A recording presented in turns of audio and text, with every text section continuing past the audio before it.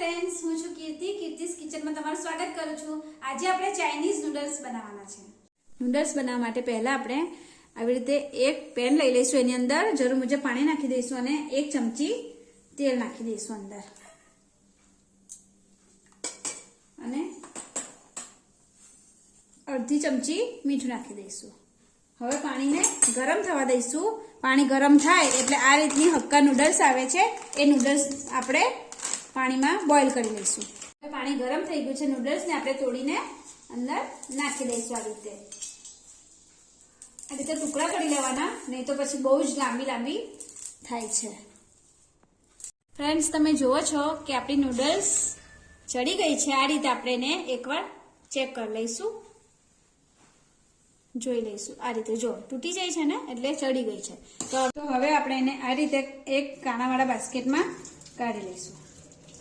હવે નૂડલ્સ આપણે આ રીતે કાઢી લઈએ, પછી એને ઠંડુ પાણી આ રીતે નાખતા જઈશું અને નૂડલ્સ આ રીતે ઠંડુ પાણી થોડું નાખી દેવાનું એટલે નૂડલ્સ ચોટી ન જાય અને આ રીતે છૂટી રહે. ગરમ વરાળ બધી નીકળી જશે એટલે આપણી નૂડલ્સ આ રીતે છૂટી બનશે. ઉપર નીચે આપણે કરી લેવાની અને એને ઠંડુ પાણી બરાબર નાખી દેવાનું.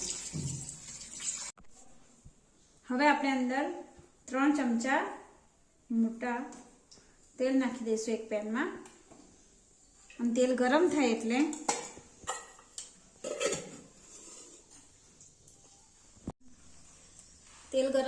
લસણ આપણે નાખી દઈશું અંદર.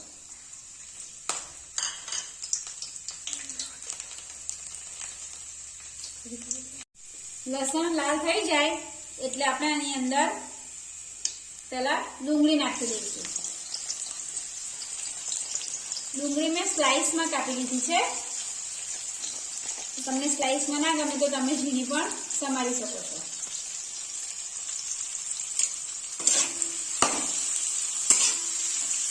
ફાસ્ટ ગેસ ઉપર આપણે એને ફ્રાય કરીશું. હવે આપણી ડુંગળી લાલ થઈ ગઈ છે એટલે આ મરચું મેં કટ કરી દીધું છે એ નાખી દઈશું. તીખી મરચી છે. પછી અંદર આપણે કેપ્સિકમ નાખી દઈશું અને એને પણ સાતરી લઈશું.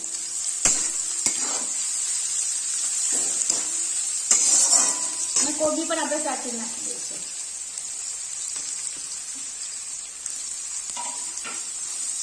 આ બધું બરાબર આપણે મિક્સ કરી લેવાનું છે અને થોડું લાલ થવા દેવાનું. હવે આપણી ડુંગળી, કેપ્સિકમ અને કોબી બરાબર શેકાઈ ગયા છે તો આપણે એનો મસાલો કરી લઈશું. તો એના માટે આપણે અડધી ચમચી મીઠું નાખવાનું છે. મીઠું આપણે પહેલા નાખ્યું હતું એટલે બહુ નાખવાનું નથી. 1 ચમચી લગભગ નાખી દેવાનું. એક ચમચી લાલ મરચું પાવડર, 1 ચમચી ધાણા જીરું પાવડર, અડધી ચમચી ગરમ મસાલો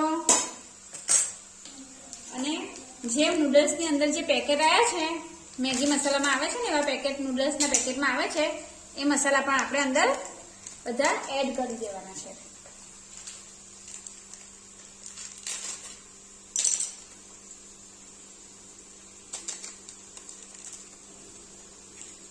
આ રેડ ચીલી સોસ છે.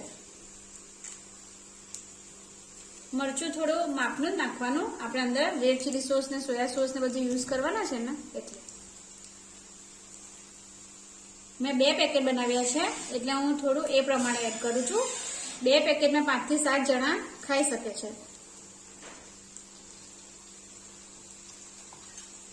આ સોયા સોસનું પેકેટ છે.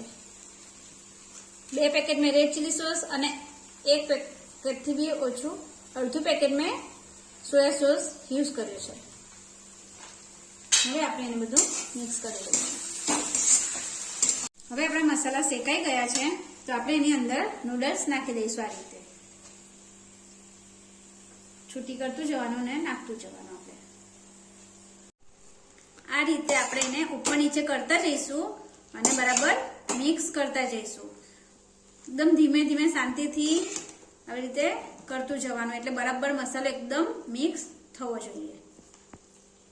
નૂડલ્સ તૈયાર છે. હવે એને આપણે એક પ્લેટમાં કાઢી લઈશું.